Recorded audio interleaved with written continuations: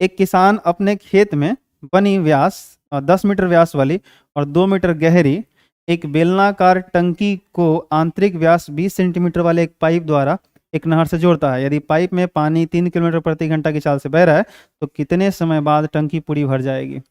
Relax relax relax. अपन लोग solve करेगा इसको, अपन लोग इसको बनाएगा, टेंशन नहीं लेने का। ये देखो एक खेत है, चलो चलो ये रहा हम लोगों का खेत, ठीक है ठीक है। और इस खेत में क्या है कि 10 मीटर व्यास वाला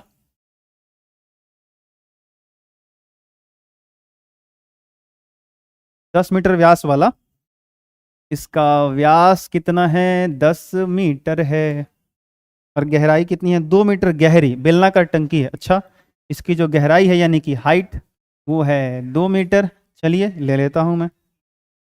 टंकी को आंतरिक व्यास 20 सेंटीमीटर वाले पाइप द्वारा नहर से जोड़ा जाता है। अच्छा, एक वो पाइप है, चलिए ये पाइप है, इस पाइप द्वारा जोड़ दिया गया। इसका जो व्यास है, ये बड़ा वाला डायमीटर है, इसका जो व्यास है वो है 20 सेंटीमीटर। तो इसका रेडियस कितना हो जाएगा? छोटा वाला आर कर लीजिए, 10 सेंटीमीटर हो जाएगा। अगर व्यास 20 है तो रेडियस 10 है ना होगा जी, ठीक है। और इसको इससे जोड़ दिया गया है। यदि पाइप में पानी 3 किलोमीटर प्रति घंटा की चाल से बह रहा है, इस पाइप में जो पानी है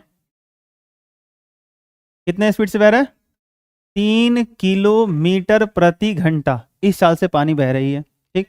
यहां से ऐसे चल के इसमें गिरेगा, ठीक है, और ये भर के इसमें भरेगा, ठीक है। कह रहे कितने समय बाद टंकी पूरी भर जाएगी? तो मुझे एक छोटा सा चीज बताओ, जितना पानी इस टंकी से निकलेगा, इस पाइप से निकलेगा ना, जितना पानी इस पाइप से निकलेगा उसका पूरा आयतन बराबर होगा इस टंकी के आयतन के बराबर। एक और, चाहे ऐसे सोचो, जितना इस टंकी का आयतन होगा, खेत में जो गड्ढा है इसका जो आयतन होगा, इसमें से उतना ही पानी निकालेंगे ना, उससे ज्यादा क्यों निकालेंगे? आई बात समझ?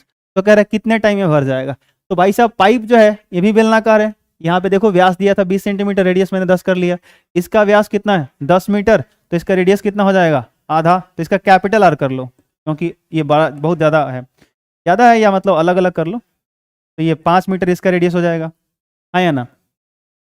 तो इसका भी आयतन पाई आर स्क्वायर एच, और ये भी बेलनाकार है तो पाई आर स्क्वायर एच। तो बस इस प्रश्न में एक कॉन्सेप्ट लगाओ, पहले सबसे पहले एक लाइन लिखो कि पाइप से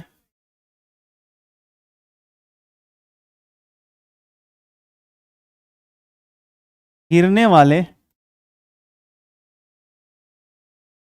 पानी का आयतन, पाइप से गिरने वाले पानी का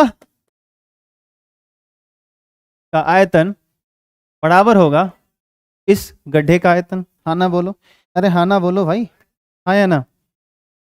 ठीक है, गड्ढा नहीं बोल रहा, टंकी बोल रहा, तो टंकी ही लिखो, टंकी का आयतन। क्योंकि टंकी को जब भरना है तो टंकी का जितना आयतन होगा उतना ही पानी पाइप में से निकालना है। उससे ज़्यादा निकालेंगे तो मुसीबत खड़ी हो जाएगी ना, क्यों ज़्यादा निकालेंगे।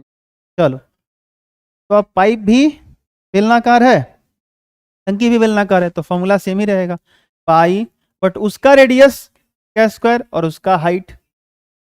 इस पाई इसका रेडियस का स्क्वायर यानी कैपिटल आर, और इसका हाइट।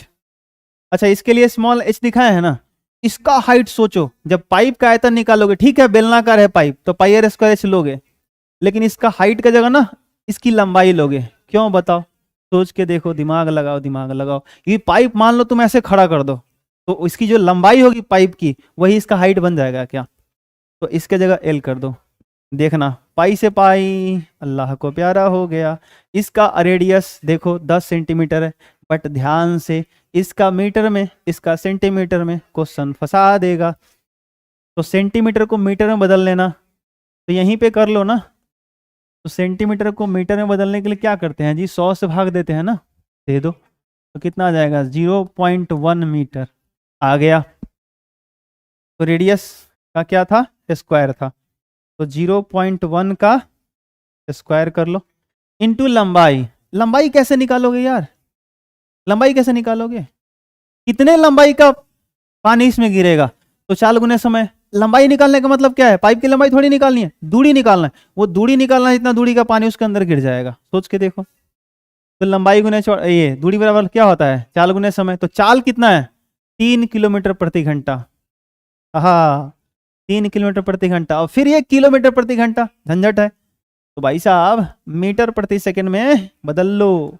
तो चाल बराबर 3 गुने 5/18, 3 छक 18, तो आ जाएगा 5/6 मीटर प्रति सेकंड।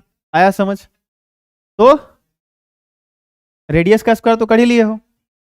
एल यानी कि लंबाई लेनी थी पाइप की, लंबाई के लिए दूरी लेनी पड़ेगी, दूरी बराबर चाल गुने समय करना पड़ेगा। चाल तुम निकाले हो 5/6, तो 5/6 आप रखो यहाँ पे। ये 5/6 कहाँ से आया सर?